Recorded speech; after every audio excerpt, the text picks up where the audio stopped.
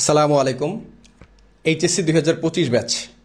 আমার কথাটা আপনারা একটু স্পষ্ট শুনতে পাচ্ছেন কিনা এবং ভিডিও ঠিকঠাক মতো দেখা যাচ্ছে কিনা একটু জানাবেন কেমন। আর অবশ্যই ভিডিওটা যেহেতু ক্লাসটা আমরা একটা লাইভ ক্লাস নিচ্ছি, তো আপনারা একটু ঠিক আছে।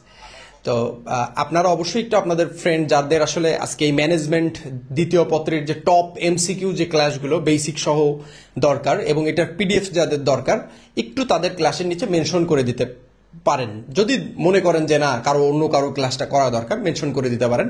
আর ভিডিও শেয়ার টেয়ার এগুলা যদি মনে হয় যে না এটা আপনার দরকারি শেয়ার করবেন, দরকার না হলে ফাও কেন শেয়ার করবেন, এটা আমরা শেয়ার করতেও বলি না। তবে আমাদের পেজের সাথে থাকবেন, ইনশাল্লাহ আমরা আপনাদের অ্যাডমিশন একটা বেস্ট সাপোর্ট দিতে পারবো। অ্যান্ড ইনশাল্লাহ মোদির বিদ্যালয় থেকে যেটা পাবেন এটা অন্য কোথাও পাবেন না। ঠিক আছে? তো আজকে ম্যানেজমেন্ট দ্বিতীয় পত্র ক্লাস, গতকালও বলেছি আজকেও বলেছি, সামনে কিন্তু আপনাদের ফিনান্স ঐতিহাসিক ম্যারাথন ক্লাসগুলো আসছে। তো যাদের ফিনান্স রয়েছে ইনশাল্লাহ আমি ক্লাসগুলো নিব অ্যান্ড বেটার কিছু আপনারা পাবেন এখান থেকে। তো আমি আর কথা বাড়াবো না, ক্লাসে চলে যাই, যেহেতু আমাদের সময় অলরেডি শুরু হয়ে গিয়েছে। আর আপনারা অবশ্যই যেগুলো গুরুত্বপূর্ণ তথ্য সেগুলো কিন্তু একটু চেষ্টা করবেন খাতায় নোট করে রাখার জন্য। ঠিক আছে? তো আপনাদের সবার প্রিয় চন্দন মল্লিক স্যার ক্লাসটা নিবে, আমি চলে যাচ্ছি। ঠিক আছে স্যার, শুরু করেন। টাটা। হ্যালো 2025 ব্যাচ, মোদের বিদ্যালয়ের পক্ষ থেকে আজকের এমসিকিউ ম্যারাথন ক্লাসে আপনাদের সবাইকে স্বাগতম। আজকে আমরা আপনাদের যে টপ এমসিকিউ গুলো নিয়ে আসছি এগুলোর একটা ম্যারাথন ক্লাস আমরা আজকে নিব। তো এই ক্লাসটা করলে আপনাদের এইটুকু আমরা আশ্বাস দিতে পারতেছি কি এর থেকে আপনারা একটা ভালো একটা সাজেশন আপনারা পাবেন, যা আপনাদের পরীক্ষার জন্য অনেক ভালো হবে। তো আসেন কথা না বাড়িয়ে আমরা ক্লাসটা শুরু করি। প্রথম অধ্যায় ব্যবস্থাপনার ধারণা। আচ্ছা দেখেন, প্রথমে বলা আছে কি ম্যানেজমেন্ট শব্দটি কোন বিদেশি শব্দ থেকে এসেছে। ম্যানেজমেন্ট শব্দটি কোন বিদেশি শব্দ থেকে এসেছে? এটা কি আমাদের একটি ইতালীয় শব্দ। এটা কি শব্দ? একটা ইতালীয় শব্দ।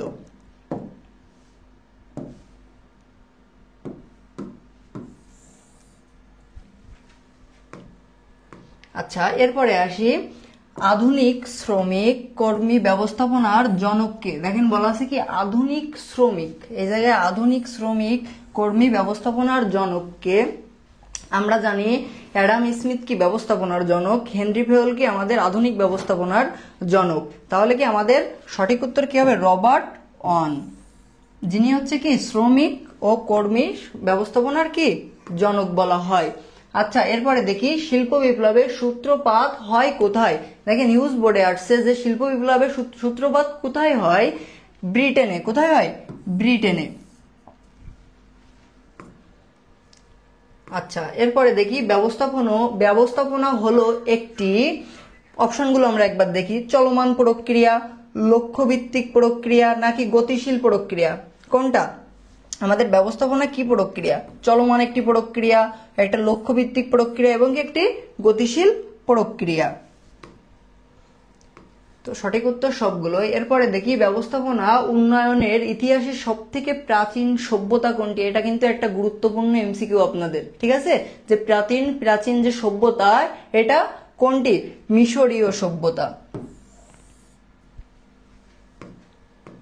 এরপরে দেখি ব্যবস্থাপনা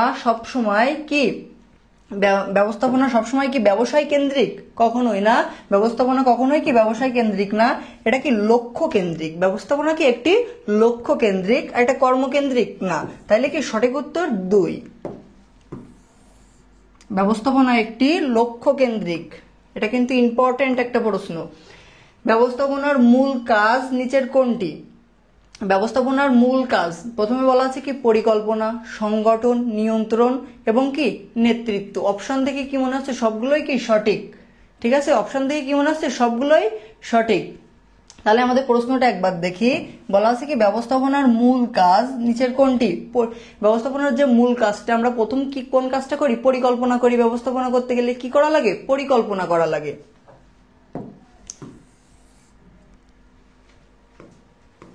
আচ্ছা এরপরে আসি ব্যবস্থাপনার প্রথম কাজ।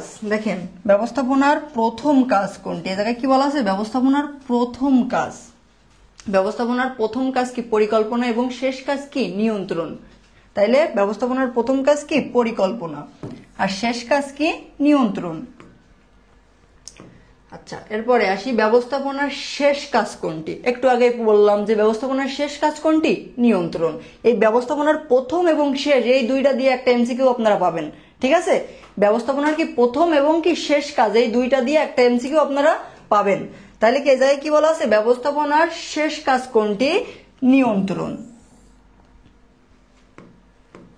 আচ্ছা, এরপরে আসি ব্যবস্থাপনা চক্রে নিয়ন্ত্রণের পরবর্তী কাজ কোনটি। দেখেন, নিয়ন্ত্রণ কি ব্যবস্থাপনার সর্বশেষ কাজ, তাই তো। আবার ওই দিক দিয়ে যে আবার প্রথম কোন কাজটা আসতেছে, আবার আসতেছে কোনটা, আমাদের পরিকল্পনা। তাহলে কি আবার পরিকল্পনা দিয়ে আমাদের শুরু হচ্ছে। তাহলে ব্যবস্থাপনার চক্রে নিয়ন্ত্রণের পরবর্তী কাজ কোনটি, পরিকল্পনা। আচ্ছা, এরপরে দেখি ব্যবস্থাপনার স্তর। ব্যবস্থাপনার স্তর কয়টি, আমরা জানি ব্যবস্থাপনার স্তর কয়টি, 5টি। যেটা পরিকল্পনা, কর্মী সংগ্রহ, তারপরে হচ্ছে সংগঠন, তারপরে হচ্ছে কি নেতৃত্ব, আর লাস্টে আমাদের কি নিয়ন্ত্রণ। এই যে 5টা, এই 5টা হচ্ছে কি আমাদের ব্যবস্থাপনার স্তর। সরি, কি বলা আছে, ব্যবস্থাপনার স্তর। আচ্ছা, ব্যবস্থাপনার স্তর কয়টি, 3টি। কয়টি, 3টি। 11-র উত্তর কয়টি, 3টি। আচ্ছা, ব্যবস্থাপনার স্তরগুলো আমরা একটু জানি। দেখেন, একটা কি নিম্ন পর্যায়ের স্তর, আরেকটা কি মধ্য পর্যায়ের স্তর, আরেকটা কি উচ্চ পর্যায়ের স্তর। এটা হচ্ছে কি ব্যবস্থাপনার স্তর। তাহলে সঠিক উত্তর কয়টি, 3টি।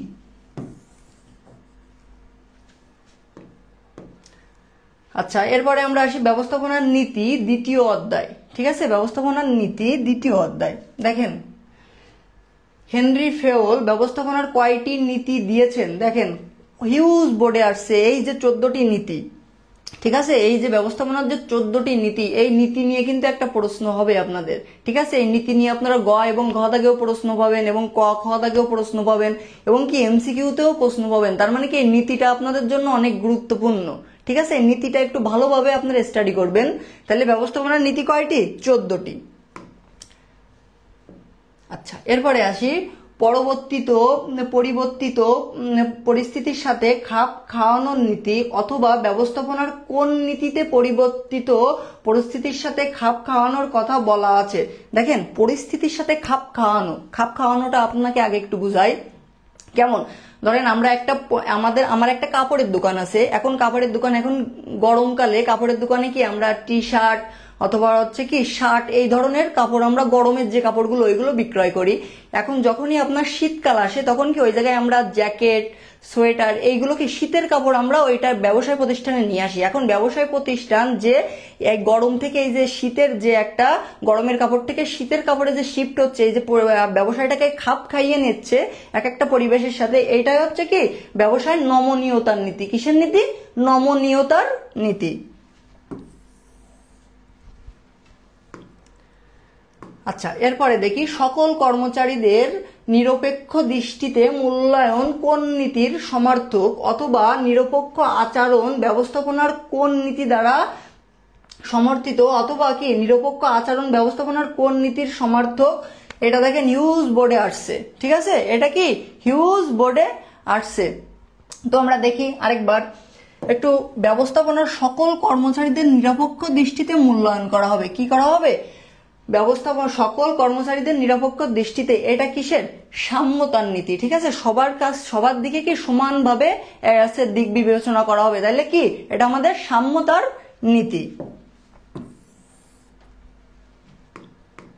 আচ্ছা, এরপরে দেখি নির্দেশনা রক্ষ ব্যবস্থাপনার একটি কি, আমরা জানি নির্দেশনা রক্ষ এটা কি ব্যবস্থাপনার একটি নীতি। নির্দেশনা রক্ষ ব্যবস্থাপনার কি একটু নীতি। আচ্ছা, এরপরে দেখেন হেনরি ফেওল কোথায় জন্মগ্রহণ করেন, ঠিক আছে। এই জায়গায় একটু আপনাদের প্যাচ লাগানো আছে যে হেনরি ফেওল আমরা কেউ জানি যে কি হেনরি ফেওল ফ্রান্সে জন্মগ্রহণ করেন, কিন্তু না, হেনরি ফেওল জন্মগ্রহণ করেন কোথায়, তুরস্ক। কোথায় করেন, তুরস্কতে জন্মগ্রহণ করেন। কিন্তু তিনি 6 বছর বয়সে কি ফ্রান্সের অধিবাসী হন। তাহলে আপনাদের প্রশ্নে যদি আসে হেনরি ফেওল কোন দেশের অধিবাসী, তাহলে কি হবে, ফ্রান্স। আর যদি তিনি বলা থাকে কোন দেশে জন্মগ্রহণ করেন, তাইলে কি হবে? তুরস্ক। ঠিক আছে, এই এমসিকিউ কিন্তু একটা আপনাদের পেজ লাগাই দেবে। আচ্ছা, এরপরে দেখি বৈজ্ঞানিক ব্যবস্থাপনার জনক কে। আমরা জানি বৈজ্ঞানিক ব্যবস্থাপনার জনক কে, এফ.ডব্লিউ. টেইলর। কে? এফ.ডব্লিউ. টেইলর বৈজ্ঞানিক ব্যবস্থাপনার জনক, এবং আধুনিক ব্যবস্থাপনার জনক কে? হেনরি ফেওল। তো কই এফ.ডব্লিউ. টেইলর। আচ্ছা, এরপরে দেখেন প্রশাসনের ভিতরে অন্তর্ভুক্ত কে? প্রশাসনের ভিতরে অন্তর্ভুক্ত, প্রথমে বলা হচ্ছে প্রধান নির্বাহী, বিভাগীয় প্রধান, সুপারভাইজার এবং কি পরিচালনা পরিষদ। যারা আছে এই যে প্রশাসনের সাথে যুক্ত থাকবে, উচ্চ পর্যায়ে যারা থাকবে, তারা হচ্ছে কি এই প্রশাসনের সাথে যুক্ত হইবে, তাহলে কি পরিচালনা পরিষদ। এরপরে দেখেন প্রতিষ্ঠানের উদ্দেশ্য নির্ধারণ করা কার কাজ? প্রতিষ্ঠানের উদ্দেশ্য নির্ধারণ করে কারা? একটা প্রতিষ্ঠান, যে প্রতিষ্ঠানের উদ্দেশ্য নির্ধারণ করবে কে? সংগঠন করবে, প্রশাসন করবে, কর্মী করবে, নাকি ব্যবস্থাপনা করবে? অবশ্যই কি প্রশাসন করবে। কে করবে? প্রশাসন করবে। আচ্ছা, এরপরে দেখি নিচের কোনটি প্রশাসনের অন্তর্ভুক্ত। দেখেন আবার সেম প্রশ্ন আবার আরেকটা আইছে যে প্রশাসনের অন্তর্ভুক্ত কোনটি। আমরা একটু খেয়াল করি।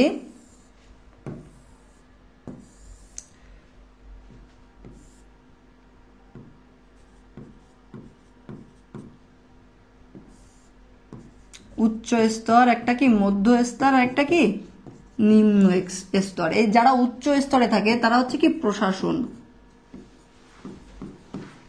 আর এই যে মধ্য স্তর এবং নিম্ন স্তর মিলে কি ব্যবস্থাপনা।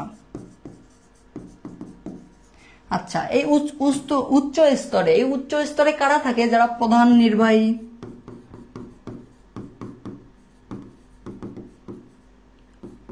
প্রধান নির্বাহী, পরিচালনা কমিটি,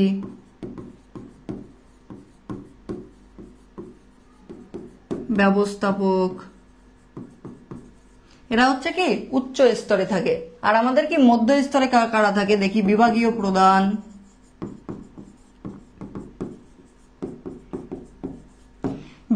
প্রধান, তারপরে হচ্ছে কি মহা ব্যবস্থাপক, এবং নিম্ন স্তরে কারা থাকে? যারা হচ্ছে আপনার সুপারভাইজার,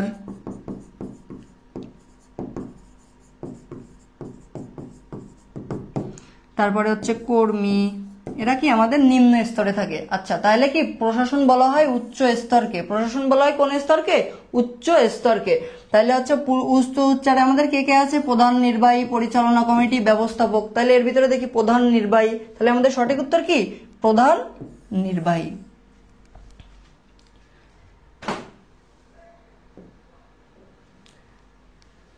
আচ্ছা, এর পরের প্রশ্নে যায়। তৃতীয় অধ্যায় দেখেন বলা আছে কি পরিকল্পনা প্রণয়ন ও সিদ্ধান্ত গ্রহণ। পরিকল্পনা প্রণয়ন ও কি সিদ্ধান্ত গ্রহণ, এই অধ্যায়টা আমরা দেখি।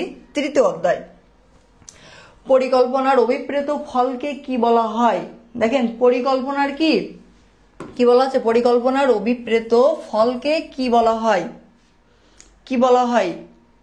পিডিএফ আছে, হ্যাঁ পিডিএফ পাবেন, ক্লাস শেষে আপনারা কি পিডিএফ ফেসবুকে পেয়ে যাবেন। ঠিক আছে। আচ্ছা, তাহলে আমাদের প্রশ্নটা কি আছে? পরিকল্পনার অভিপ্রেত ফলকে কি বলা হয়? কি বলা হয়? গ, লক্ষ্য। আচ্ছা, এরপরে আসি। দেখেন পরিকল্পনার কি বলা আছে? পরিকল্পনার সংখ্যাত্মক প্রকাশকে কি বলা হয়? পরিকল্পনার কি সংখ্যাত্মক যে প্রকাশ, সংখ্যায় প্রকাশ করা হবে, এটাকে আমরা কি বলি? বাজেট বলি। বাজেটকে আমরা সবসময় কিসে? সংখ্যায় প্রকাশ করি। ঠিক আছে, যে আমি 10 লক্ষ টাকা, 1 লক্ষ টাকা, 50 লক্ষ টাকা, এটা আমার ব্যবসায়ের জন্য বাজেট করলাম। ঠিক আছে, এটা একটা সংখ্যায় হয়। তাহলে আমাদের সঠিক উত্তর কি ক। আচ্ছা, এরপরে আসি বাজেট কোন ধরনের পরিকল্পনা। দেখেন প্রথমে বলা আছে একার্থক পরিকল্পনা, যে পরিকল্পনা একবার করা হয় তাকে কি বলা হয়? একার্থক পরিকল্পনা। এরপরে হচ্ছে কি বলা আছে? লক্ষ্য। দেখেন পরিকল্পনা বলা আছে বাজেট কোন ধরনের পরিকল্পনা? লক্ষ্য না সামগ্রিক না স্থায়ী? এটা কি একটা লক্ষ্য পরিকল্পনা। বাজেট কি একটা লক্ষ্য, একটা লক্ষ্যকে নির্দেশ করে বাজেট করা হয়। আচ্ছা, এরপরে দেখেন স্বল্প মেয়াদী পরিকল্পনার সর্বোচ্চ মেয়াদ কত বছর? আমরা জানি যে আমাদের যে সময়ের দিক থেকে পরিকল্পনা কত প্রকার? 3 প্রকার। কত প্রকার? 3 প্রকার। একটা কি স্বল্প মেয়াদী, আরেকটা কি মধ্যমেয়াদী, আরেকটা কি দীর্ঘমেয়াদী। আচ্ছা, স্বল্প মেয়াদী এটা থাকবে 1 বছরের ভিতরে। কি থাকবে? 1 বছরের ভিতরে থাকবে। যেটা মধ্যমেয়াদী হবে সেটা কি 1 থেকে 5 বছরের ভিতরে থাকবে, এবং যেটা দীর্ঘমেয়াদী হবে সেটা 5 বছরের কি হবে? অধিক সময় ধরে থাকবে। তাইলে আপনাদের এই যে স্বল্প মেয়াদী অথবা সময়ের দিক থেকে যে পরিকল্পনা, এটা দিয়ে আপনাদের একটা কি এমসিকিউ আসবে, ঠিক আছে? স্বল্প মেয়াদী যদি না আসে তো মধ্যমেয়াদী আসবে, যদি মধ্যমেয়াদী না আসে তো দীর্ঘমেয়াদী, কিন্তু এই জায়গা দিয়ে আপনারা একটা এমসিকিউ আপনারা পাবেন, ঠিক আছে? তো আমাদের প্রশ্নে কি বলা আছে? স্বল্প মেয়াদী পরিকল্পনা, যেটা কি 1 বছর হয়ে থাকে। তাহলে আমাদের সঠিক উত্তর কি? 1। এরপরে দেখেন নিচের কোনটি স্থায়ী পরিকল্পনা? কারণ স্থায়ী পরিকল্পনা আমরা বলতে কি বুঝি? যেটা আমাদের দীর্ঘদিন থেকে যাবে, সেটা আমাদের স্থায়ী পরিকল্পনা। প্রথমে বলা হচ্ছে কর্মসূচি। কর্মসূচি কি? আমাদের কর্মসূচিটা স্থায়ী থাকে না, কিছুদিনের একটা কর্মসূচি থাকে, যেমন এটা 1 মাসের একটা কর্মসূচি অথবা 7 দিনের, এরকম একটা কর্মসূচি আমাদের থাকে, কিন্তু এটা স্থায়ী থাকে না। এরপরে দেখেন প্রকল্প। প্রকল্পেরও কি একটা মেয়াদ থাকে, এই প্রকল্পটা 5 বছর 10 বছর এরকম কি একটা মেয়াদ থাকে। এরপরে কি নীতি। দেখেন কি বলা আছে? নিচের কোনটি স্থায়ী পরিকল্পনা? স্থায়ী পরিকল্পনা কি একটি নীতি।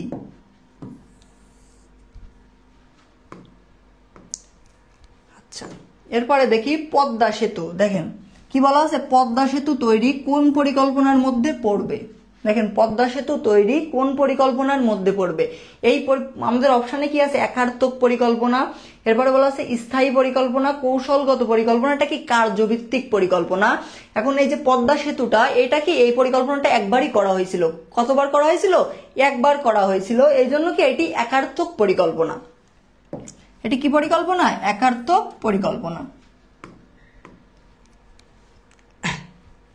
এরপরে দেখি মেয়াদ ভিত্তিক পরিকল্পনা কত প্রকার।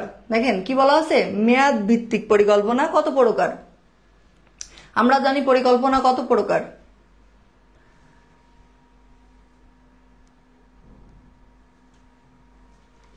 আচ্ছা দেখেন প্রথমে আছে কি 2 প্রকার, এরপরে আছে 3 প্রকার, এরপরে আছে কি 4 প্রকার, আর আছে কত প্রকার? 5 প্রকার। পরিকল্পনা 2 প্রকার। কি কি? স্যার পিডিএফ কখন পাবো? পিডিএফ আজকেই পাবেন। পিডিএফ কি আজকেই পাবেন। পরিকল্পনা কত প্রকার? 3 প্রকার। আচ্ছা এরপরে দেখি পরিকল্পনা কোন ধরন প্রকল্প। দেখেন কি বলা আছে? প্রকল্প কোন ধরনের পরিকল্পনা? আমাদের এই যে প্রকল্পটা আমরা করি, এটা কোন ধরনের পরিকল্পনা? প্রথমে বলা আছে একার্থক পরিকল্পনা, নাকি বাজেট পরিকল্পনা, নাকি আঞ্চলিক, নাকি নীতি। এখন যেটা একার্থক পরিকল্পনা সেটা একবারই করা হইবে, সেটাকে বলা হয় কি একার্থক পরিকল্পনা। আর বাজেটটা কি একটা নির্দিষ্ট অর্থ নিয়ে যে পরিকল্পনাটা করা হয় তাকে বাজেট পরিকল্পনা বলা হয়। আঞ্চলিক পরিকল্পনাটা কি? যেটা অঞ্চল ভিত্তিক, যেমন দক্ষিণ অঞ্চল, পূর্ব অঞ্চল, পশ্চিম অঞ্চল, এমন অঞ্চল ভিত্তিক যে পরিকল্পনাটা করা হয় তাকে কি বলা হয়? আঞ্চলিক পরিকল্পনা। আর নীতি যেটা একবারে কি, যে নীতিটা একদম স্থায়ী আকারে থাকবে, যে পরিকল্পনাটার কি হবে। এখন বলা আছে প্রকল্প। এখন প্রকল্প করতে গেলে আমাদের কি লাগে? বাজেট লাগে। কি লাগে? বাজেট লাগে। তাইলে কি আমাদের প্রকল্প কোন ধরনের পরিকল্পনা? বাজেট।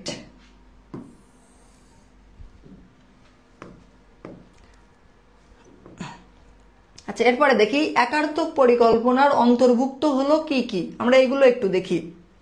প্রথমে বলা আছে কি নীতি, কর্মসূচি এবং কি প্রকল্প। দেখেন এই জায়গায় আমাদের কি বলা আছে? একার্থক পরিকল্পনা। একার্থক পরিকল্পনা বলতে আমরা কি বুঝি? যে পরিকল্পনাটা একবার করা হইবে তাকে কি বলা হবে? একার্থক পরিকল্পনা। তাইলে এখানে বলা আছে একার্থক পরিকল্পনার ভিতরে অন্তর্ভুক্ত। একার্থক পরিকল্পনা কি একটি নীতি? কখনোই না। যে আমাদের যে 14টা নীতি আছে হেনরি ফেওলের, ওই নীতির ভিতরে কি একার্থক পরিকল্পনা কোনো নীতি না। তাহলে কি এটা আমাদের একটি কর্মসূচি এবং কি এটা একটা প্রকল্প। তাহলে আমাদের সঠিক উত্তর কি 2 ও 3।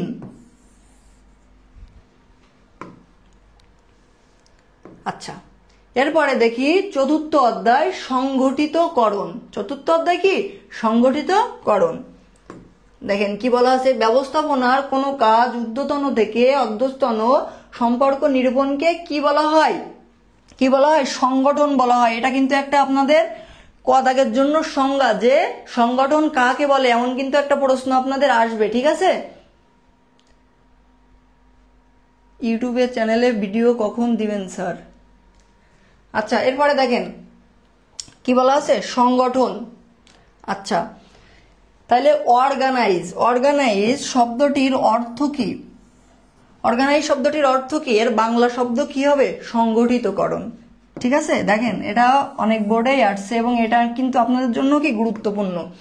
আপনাদের বন্ধুদের একটু মেনশন দিয়ে দেন, ঠিক আছে? একটু মেনশন দিয়ে দেন আপনাদের বন্ধুদের, যে তাদের এই ক্লাসটা করলে একটু আপনার আশেপাশে যে বন্ধুরা আপনাদের আছে, অথবা কি আপনার খুব ক্লোজ কিছু বন্ধু আছে, তাদেরকে কি এটা একটু শেয়ার করে দেন, যে ক্লাসটা করলে তারা একটু উপকৃত হবে, ঠিক আছে? একটু মেনশন করে দেন।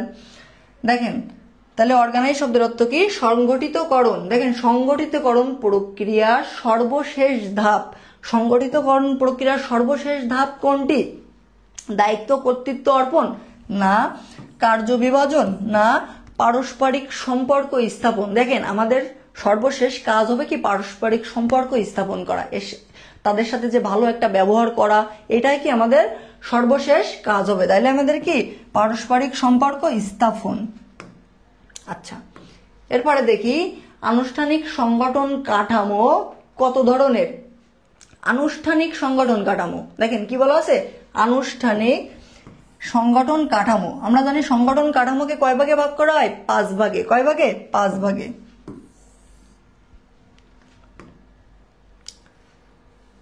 আচ্ছা, এরপরে দেখেন কোন ধরনের সংগঠন কাঠামোতে দ্রুত সিদ্ধান্ত নেওয়া হয়? কোন কাঠামোতে কি দ্রুত সিদ্ধান্ত নেওয়া হয়? কোন কাঠামোতে?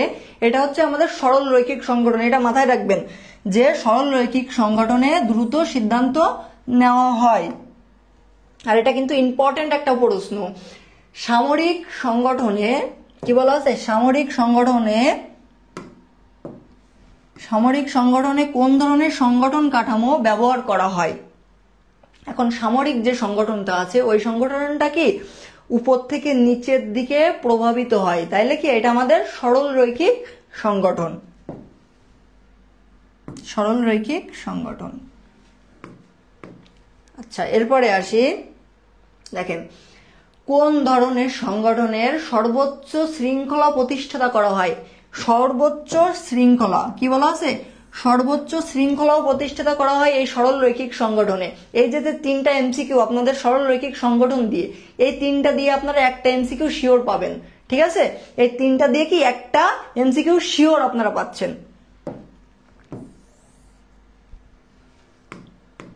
আচ্ছা, এরপরে দেখি কার্যভিত্তিক সংগঠন কাঠামোর উদ্ভাবক বা প্রবর্তক কে? ঠিক আছে, কার্যভিত্তিক সংগঠনের আমরা জানি যে কার্যভিত্তিক সংগঠনের কে? FW Taylor. আর এনাকে আবার কি বলা হয়? বৈজ্ঞানিক ব্যবস্থাপনার জনক, ঠিক আছে? আচ্ছা, এরপরে দেখি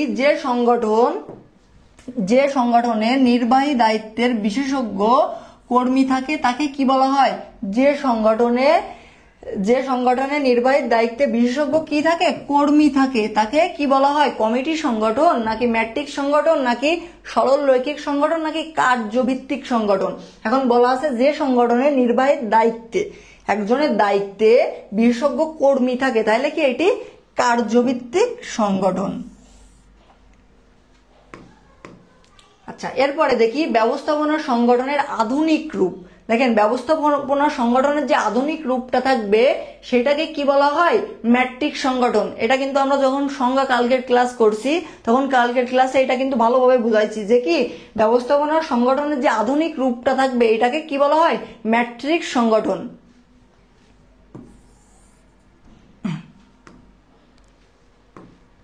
আচ্ছা, এরপরে আসি আমরা পঞ্চম অধ্যায় কর্মী সংস্থান, ঠিক আছে? দেখেন কি বলা আছে, প্রশিক্ষণ উন্নয়ন ব্যবস্থাপনার কোন কাজের সাথে সম্পর্কযুক্ত? এই জায়গায় কি বলা আছে? প্রশিক্ষণ এবং উন্নয়ন ব্যবস্থাপনা কোন কাজের সাথে সম্পর্কযুক্ত? একটা কি আছে, পরিকল্পনা, কর্মী সংস্থান, নেতৃত্বদান নাকি নিয়ন্ত্রণ? তাইলে প্রশিক্ষণ এবং উন্নয়ন এই দুইটা আমরা কাদের দিয়ে থাকি? যাদের কর্মী, যখন আমরা কর্মীটাকে সংস্থান কর্মীটাকে নিয়ে আসব তখন কি আমরা এই দুইটা কাজ করে থাকি। তাহলে কি কর্মী সংস্থান। এরপরে দেখেন কর্মী সংগ্রহের প্রথম ধাপ, কর্মী সংগ্রহের কি প্রথম ধাপ কোনটি? দেখেন কর্মী সংগ্রহের প্রথম ধাপ কি? কর্মী সংগ্রহ। সর্বপ্রথম আমাদের কি করা লাগবে? কর্মীটাকে সংগ্রহ করা লাগবে। আচ্ছা, এরপরে দেখেন কর্মী সংগ্রহের শেষ ধাপ, এই যে প্রথম ধাপ এবং শেষ ধাপ এই দুইটা দিয়ে আপনাদের একটা প্রশ্ন এসে গেছে, ঠিক আছে, যে কর্মী সংগ্রহের শেষ ধাপ দেখেন কি বলা আছে, এই জায়গায় বলা আছে কি কর্মী উৎস নির্ধারণ, এরপরে বলা আছে বিজ্ঞপ্তি প্রদান, এরপরে বিভাগীয় রিকন্ডিশন সংগ্রহ, এরপরে কর্মী নিয়োগ। তাহলে আমাদের প্রশ্ন আছে কি কর্মী সংগ্রহের শেষ ধাপের কাজ কোনটি? শেষ ধাপ আমরা কি করব? বিজ্ঞপ্তি প্রদান।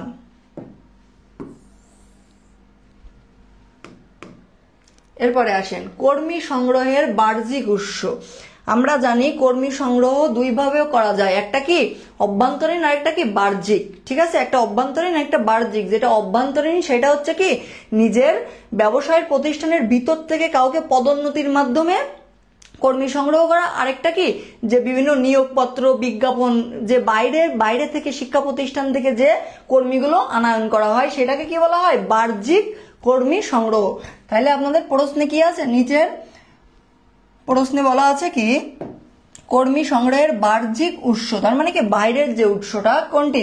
দেখেন পদোন্নতিটা কি ভিতরের উৎস, এটা কি অভ্যন্তরীণ উৎস, তাহলে এটা আসবে না।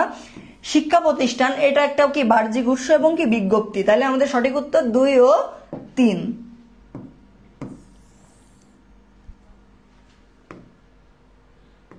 আচ্ছা, এরপরে দেখেন কর্মী সংগ্রহ কোন ধরনের প্রক্রিয়া? কর্মী সংগ্রহ কি একটি সহজ প্রক্রিয়া? না, সহজে কর্মীটা সংগ্রহ করা যায় না।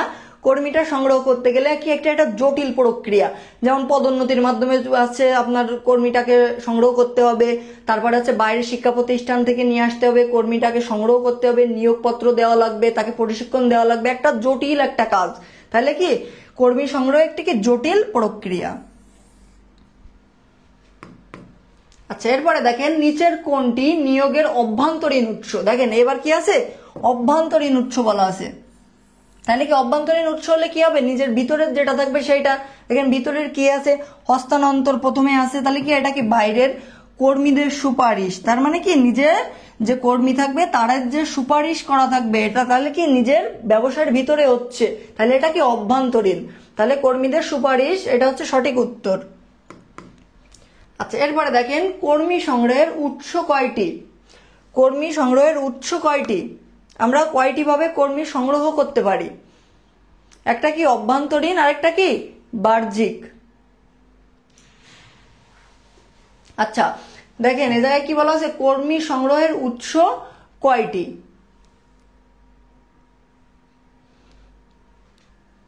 প্রথমে বলা আছে 2টি, 3টি এবং কি আমরা জানি কর্মী সংগ্রহের উৎস হচ্ছে কি একটা হচ্ছে বা অভ্যন্তরীণ, আরেকটা কি বাহ্যিক। এই দুই ভাগে হচ্ছে কর্মী সংগ্রহ করা যায়। আচ্ছা, এরপরে দেখেন আবেদনকারীদের মধ্য থেকে যোগ্য কর্মী বাছাই করাকে কি বলা হয়? আবেদনকারীদের থেকে যে যোগ্য কর্মীটা আমরা বাছাই করব সেটাকে আমাদের কি বলা হবে? প্রথমে বলা হচ্ছে কর্মী সংগ্রহ, কর্মী নির্বাচন, কর্মী নিয়োগ নাকি কর্মী উন্নয়ন, কোনটা? তাহলে আমরা প্রথমটা আসি যে কর্মী সংগ্রহ। আমাদের প্রশ্নে কি বলা আছে, আবেদনকারীদের মধ্য থেকে যোগ্য কর্মী বাছাই কি করা হবে? যোগ্য কর্মী বাছাই করা হবে। তার মানে কি যোগ্য কর্মী যখন আমি বাছাই করব তখন কর্মীটাকে আমরা কি করব? নির্বাচন করব। তাহলে আমাদের সঠিক উত্তর কি কর্মী নির্বাচন। আচ্ছা, এরপরে দেখেন পদোন্নতির ভিত্তি কয়টি? কয়টি ভিত্তিতে পদোন্নতি করা যায়? 3টি ভিত্তিতে করা যায়, একটা কি যোগ্যতা, একটা জ্যেষ্ঠতা এবং একটা যোগ্যতা এবং কি জ্যেষ্ঠতার ভিত্তিতে 3 ভাগে করা যায়।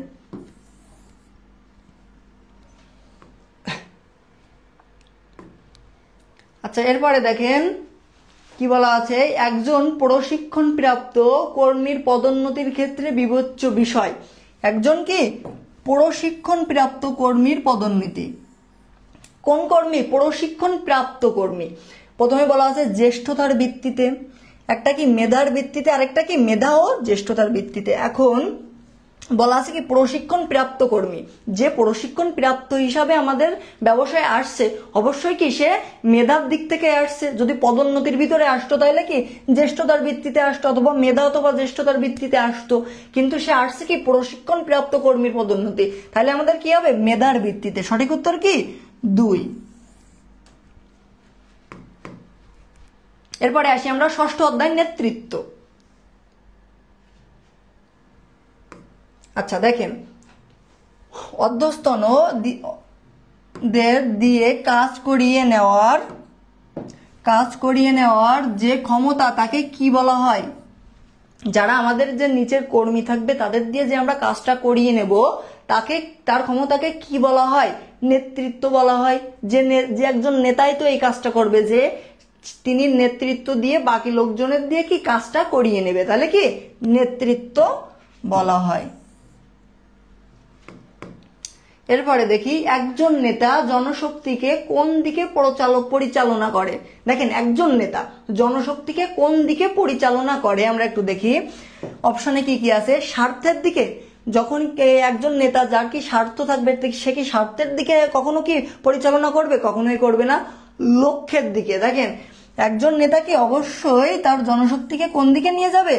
লক্ষ্যের দিকে নিয়ে যাবে। তাহলে আমাদের সঠিক উত্তর কি লক্ষ্যের দিকে। এরপরে দেখি নেতাকে। আচ্ছা আমরা আগে দেখি নেতা বলতে আমরা কি বুঝি। আমরা যে প্রতিষ্ঠানে কাজ করব অথবা যে প্রতিষ্ঠানটা আমাদের থাকবে ওই প্রতিষ্ঠানের যে উপরের যে যে আছে উপরের যে পরিচালক অথবা কি উচ্চ পর্যায়ে যে থাকবে তিনিই হচ্ছে কি আমাদের নেতা হবে। কারণ কি তার পরিচালনায় কি এই ব্যবসায়টা পরিচালিত হচ্ছে, তাহলে কি সেই হচ্ছে আমাদের নেতা হবে। তাহলে আমাদের অপশনটা একবার একটু দেখি। প্রথমে বলা হচ্ছে উৎপাদক, যিনি উৎপাদন করেন তাকে উৎপাদক বলা হয়। এরপরে ক্রেতা, যে পণ্যটা ক্রয় করে তাকে ক্রেতা বলা হয়। ভোক্তা, যে পণ্যটা ক্রয় করে ভোগ করতেছে তাকে কি বলা হয়? ভোক্তা বলা হয়। এরপরে দেখেন ব্যবস্থাপক, যিনি এই পুরো ব্যবসায়টাকে ব্যবস্থাপনা করেন পরিচালনা করেন তাকে কি বলা হয়? যে তিনি হচ্ছে আমাদের কি ব্যবস্থাপক। তাহলে আমাদের বলা হচ্ছে কি নেতাকে, তাহলে সঠিক উত্তর কি ব্যবস্থাপক। যিনি আমাদের উচ্চ স্তরের পদস্থ থাকবেন তিনি হচ্ছে কি আমাদের ব্যবস্থাপক। আচ্ছা এরপরে আসি লাগামহীন নেতৃত্ব।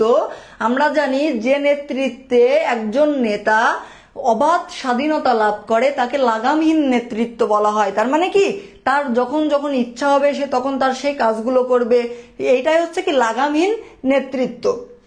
দেখেন তাহলে অপশানে কি কি আছে? নেতা কর্ম বিমুখ থাকেন, তার মানে কি কাজের প্রতি তার একটুও মন মানসিকতা থাকে না। তাহলে এসে এটা আমার সঠিক, যে লাগামহীন নেতৃত্বে কাজের প্রতি কোনো প্রকার ইচ্ছাই থাকে না। এরপরে দেখেন কর্মীর স্বাধীনতা থাকে।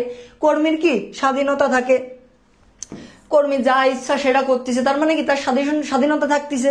এরপরে শৃঙ্খলা বজায়, কখনোই না, শৃঙ্খলা তো বজায় থাকবেই না। কারণ কি একটি ব্যবসায় প্রতিষ্ঠান যখন সে পরিচালনা করবে সঠিক আছে কোনো একটা রুলস থাকবে না, কিছু থাকবে না, তাইলে কি সেটা কি শৃঙ্খলা থাকবে? কখনোই না। তাহলে সঠিক উত্তর কি আমাদের 1 ও 2।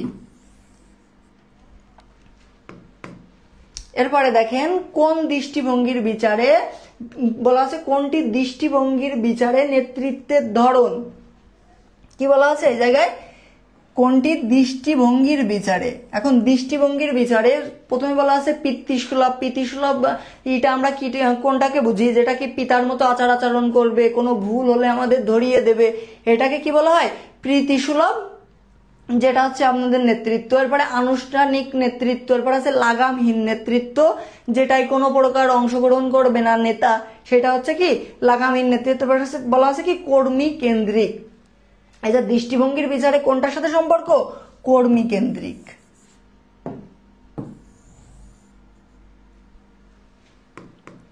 এরপরে আসি, দেখেন উৎপাদন ব্যবস্থাপক জনাব হাসান কর্মীর উপর কর্তৃত্ব করেন পুনর্মাত্রায়, পাশাপাশি কাদের উপর করেন? কর্মীর উপর। এরপরে দেখেন তাদের অভাব অভিযোগের কথা শোনেন এবং তাদের কি করেন, অভাব এবং অভিযোগের কথাকে শোনেন এই ব্যবস্থাপক, এবং তাদের বিপদে সাহায্য করেন। বিপদে কি করেন, সাহায্য করেন। এরপরে দেখেন সহায়তায় ব্যবহারও করেন। এভাবে তিনি কর্মীদের মাঝে শ্রদ্ধাবোধ সৃষ্টি কাজ করে আদায় করে থাকেন। তাহলে জনাব হাসানের নেতৃত্বটার ধরন কোন ধরনের ধরন, ঠিক আছে, আমরা একটু দেখি। তাহলে এটা কি পুরোটা কর্মীর দিকে যাচ্ছে না, সে কর্মীর কোন দিকে ভালো হচ্ছে না খারাপ হচ্ছে সেই দিকে খোঁজ খবর রাখতেছে। তাহলে কি এটা একটা কি কর্মী কেন্দ্রিক নেতৃত্ব। তাহলে আমাদের সঠিক উত্তর কি কর্মী কেন্দ্রিক। এরপরে আসি কর্মীরা জনাব হাসানের নেতৃত্বে সন্তুষ্ট হওয়ার কারণ, ঠিক আছে, সন্তুষ্ট কেন হচ্ছে এটা একটু দেখি। কর্মীদের ভুল না ধরা, তাদের সাথে পরামর্শ করা, যোগাযোগ দক্ষতা। দেখেন কর্মীদের ভুল ধরা এটা তো না, কারণ কি সে কর্মীদের ভুল ধরতেছে, ভুল ধরে তার যেটা সঠিক হচ্ছে সেটা সে বলে দিচ্ছে। তার মানে কি ভুল না ধরা এই জায়গায় আসবে না। তাদের সাথে পরামর্শ করা, সে যে কাজটা করে কর্মীদের সাথে পরামর্শ করে করতেছে, তাহলে কি এটা তাদের সাথে সম্পর্ক করা, এটা আসবে। এরপরে দেখেন যোগাযোগ দক্ষতা, একজনের সাথে আরেকজনের কি যোগাযোগটা সঠিকভাবে হচ্ছে, তাহলে কি যোগাযোগ দক্ষতা। তাহলে সঠিক উত্তর 2 ও 3। আপনাদের কিন্তু এমন একটা ছোট্ট উদ্দীপক দিয়ে এমন একটা প্রশ্ন দেওয়া থাকবে, ঠিক আছে। তো এমন প্রশ্ন এই যে কোন নেতৃত্বের, তারপরে হচ্ছে এটা কিসের অন্তর্ভুক্ত, এরকম আপনাদের প্রশ্ন কিন্তু পাবেন। আচ্ছা এরপরে আসি একজন নেতা থাকবে তার কি কি থাকা উচিত। দেখেন কি বলা আছে, প্রযুক্তিগত জ্ঞান, অবশ্যই প্রযুক্তিগত জ্ঞান থাকা লাগবে। আধুনিক যুগে ব্যবসায় করতে গেলে কি প্রযুক্তিগত জ্ঞান তো আমাদের থাকাই লাগবে। এরপরে দেখেন সহানুভূতিও থাকা লাগবে, একজন আরেকজনের কাছে সাথে যে সহানুভূতি প্রকাশ করবে এটাও থাকা লাগবে। উদ্যোগ, অবশ্যই উদ্যোগ তো মাস্ট, উদ্যোগ তো থাকাই লাগবে। তাহলে আমাদের সঠিক উত্তর কি 1, 2 ও 3। এরপরে দেখেন নেতার কাজ কোনটি, আস্থা তৈরি করা, দলগত প্রচেষ্টার উন্নয়ন, নাকি যোগাযোগ দক্ষতা, নাকি কি যোগাযোগের চেষ্টা করা। অবশ্যই একজন নেতা তিনি তার দলটাকে নিয়ে কি আগায় যাবে, ঠিক আছে। একজন নেতা কি করবে, তার ব্যবসায়ের যে টিমটা থাকবে ওই টিমটাকে কি একটা লক্ষ্যে পৌঁছাবে, তাইলে সেটা হচ্ছে কি নেতার কাজ। তাইলে আমাদের কি বলা আছে দলগত প্রচেষ্টা উন্নয়ন। এরপরে দেখেন বলা আছে কি পরামর্শমূলক নির্দেশনা কোন ধরনের যোগাযোগ প্রবাহ সৃষ্টি করে, এটা দ্বিমুখী যোগাযোগ প্রবাহ কি সৃষ্টি করে। একটা পরামর্শমূলক যে নির্দেশনা থাকবে এটা কি দ্বিমুখী, মানে দুই দিক থেকে কি পরিচালনা নির্দেশ করবে। এরপরে দেখেন 10ম অধ্যায় নিয়ন্ত্রণ। আচ্ছা নিয়ন্ত্রণের মূল উদ্দেশ্য কোনটি? প্রথম অপশনটা দেখি, অপচয় হ্রাস করা, জবাবদিহিতা নিশ্চিত করা, গুণগত মান নিশ্চিত করা, নাকি কার্য পরিচালনা করা। আমাদের প্রশ্নে বলা আছে কি নিয়ন্ত্রণের মূল উদ্দেশ্য, এটা কিন্তু ইম্পর্টেন্ট একটা প্রশ্ন। আপনাদের নিয়ন্ত্রণের মূল উদ্দেশ্য কি জবাবদিহিতা নিশ্চিত করা, ঠিক আছে, কি জবাবদিহিতা নিশ্চিত করা। এরপরে আসি নিয়ন্ত্রণের মাধ্যমে ব্যবস্থাপনার কোন কাজের যাচাই করা হয়। নিয়ন্ত্রণের মাধ্যমে ব্যবস্থাপনার কোন কাজ, নিয়ন্ত্রণের সাথে ব্যবস্থাপনা সবসময় পরিকল্পনার সাথে সম্পর্কিত, এইটা মাথায় রাখবেন। কিসের সম্পর্কিত? পরিকল্পনার। তাহলে আমাদের সঠিক উত্তর কি হবে? পরিকল্পনা। এরপরে আসি বাজেট নিয়ন্ত্রণের গুরুত্বপূর্ণ হওয়ার কারণ হলো, দেখেন অপশন কি কি আছে, বাজেট কাজের মান নির্ধারণ করে, এর মাধ্যমে বিচ্যুতি নিরূপণ সম্ভব, নিয়ন্ত্রণের কার্য ভিত্তি প্রদান। তার কি বাজেট কাজের মান বৃদ্ধি করে, এটা সঠিক। এর মাধ্যমে বিচ্যুতি নিরূপণ সম্ভব, এটাও কি সঠিক। নিয়ন্ত্রণের কার্যকর ভিত্তি প্রদান করে, এটাও কি সঠিক। তাহলে আমাদের সঠিক উত্তর কি 1, 2 ও 3। এরপরে আসি একটি আদর্শ নিয়ন্ত্রণ ব্যবস্থা অবশ্যই দেখি কি কি হয়। একটি আদর্শ নিয়ন্ত্রণ ব্যবস্থা বোধগম্য হবে, সবাই বুঝতে পারবে, ঠিক আছে। একটি আদর্শ নিয়ন্ত্রণ ব্যবস্থা কি সবাই বুঝতে পারবে সহজে। পরিবর্তনযোগ্য হবে, এটা কি পরিবর্তনও করা যাবে, কিছু ভুল হলে পরিবর্তন করে আমরা সঠিকটা ইনপুট করতে পারবো, ঠিক আছে। এরপরে দেখেন বিচ্যুতি নির্ণয়ে সক্ষম হবে, অবশ্যই বিচ্যুতি নির্ণয়ে সক্ষম হতে হবে। তাহলে কি আমাদের সঠিক উত্তর কি 1, 2 ও 3।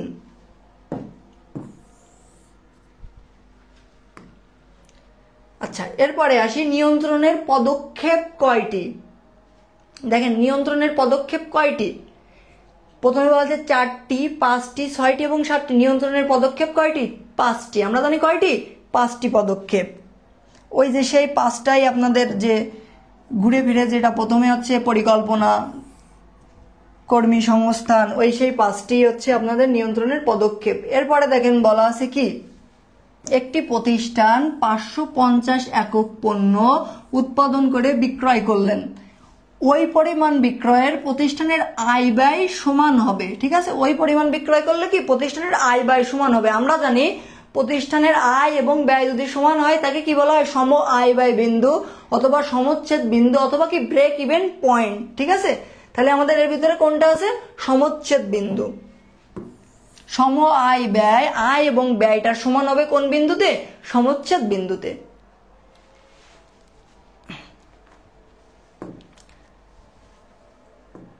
এরপরে দেখি যে বিন্দুতে কি বলা আছে, যে বিন্দুতে বিক্রয় ও ব্যয়ের পরিমাণ সমান হয় তাকে কি বলা হয়? তাকে কি বলে? একটু আগেই বললাম যে তাকে কি বলা হয়? সমচ্ছেদ বিন্দু। যে বিন্দুতে সম আয় ব্যয় সমান হবে তাকে কি বলা হবে? সমচ্ছেদ বিন্দু।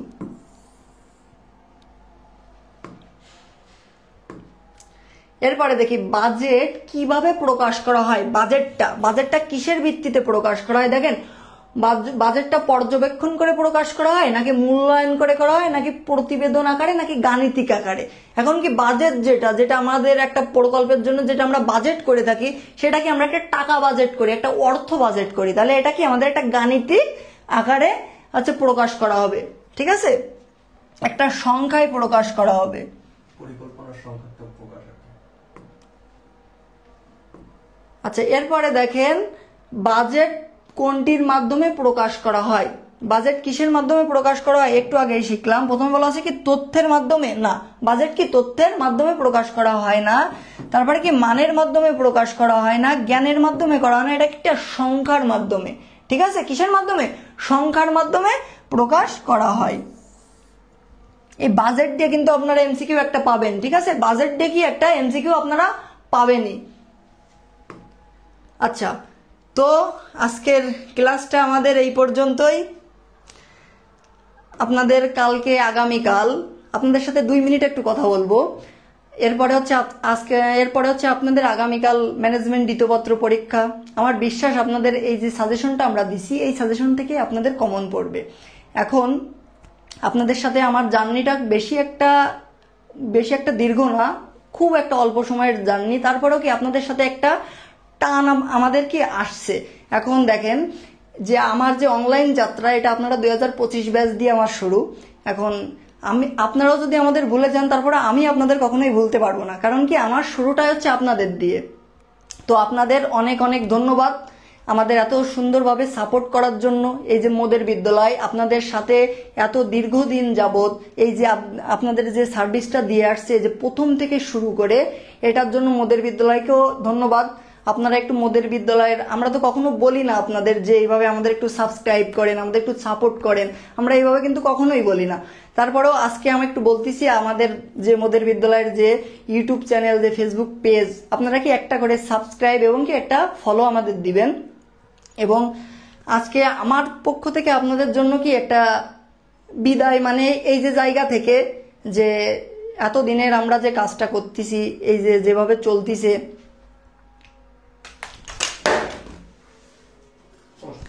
আচ্ছা দেখেন, কোন হাতে নেন, সমস্যা আছে। 2025 ব্যাচ এটা হচ্ছে আপনাদের জন্যই। আমি অত সুন্দর লাভও আঁকাইতে পারি না। ঠিক আছে, এই প্রথম আপনাদের জন্যই কি একটা লাভ আমি আঁকালাম। তো দেখেন এই যাচ্ছি 2025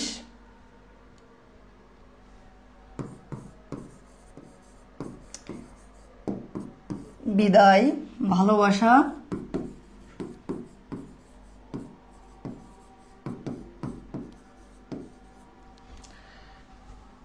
তো আমার সাথে যে আপনাদের ছোট্ট একটা জার্নি ছিল, এটা কি আজকেই শেষ হচ্ছে। এরপরে ভবিষ্যতে এখানে না ওখানে আপনাদের সাথে আমার দেখাই হবে, ঠিক আছে। যেহেতু পৃথিবীটা অনেক ছোট, সেহেতু কি দেখা তো হতেই পারে। তো আপনারা আমার জন্য এক দোয়া করবেন এবং আশীর্বাদ করবেন। আমরাও আপনাদের জন্য অনেক মন খুলে দোয়া এবং আশীর্বাদ করতেছি যে আপনারা পরীক্ষাটা ভালোভাবে দেন এবং একটা ভালো রেজাল্ট করেন। মোদের বিদ্যালয়ের জন্য আপনাদের রেজাল্টটার সাথে একটু ভালো কিছু অ্যাড করে আপনাদের রেজাল্টটা একটু ভালো করার চেষ্টা করতে পারতেছে। এর জন্য একটু মোদের বিদ্যালয়ের পক্ষ থেকে মোদের বিদ্যালয়কে একটু দোয়া করেন। তো এই ছিল আপনাদের সাথে ছোট্ট একটা জার্নি। তো ভালো থাকবেন সবাই, সবাই সুস্থ থাকবেন। ধন্যবাদ, টাটা।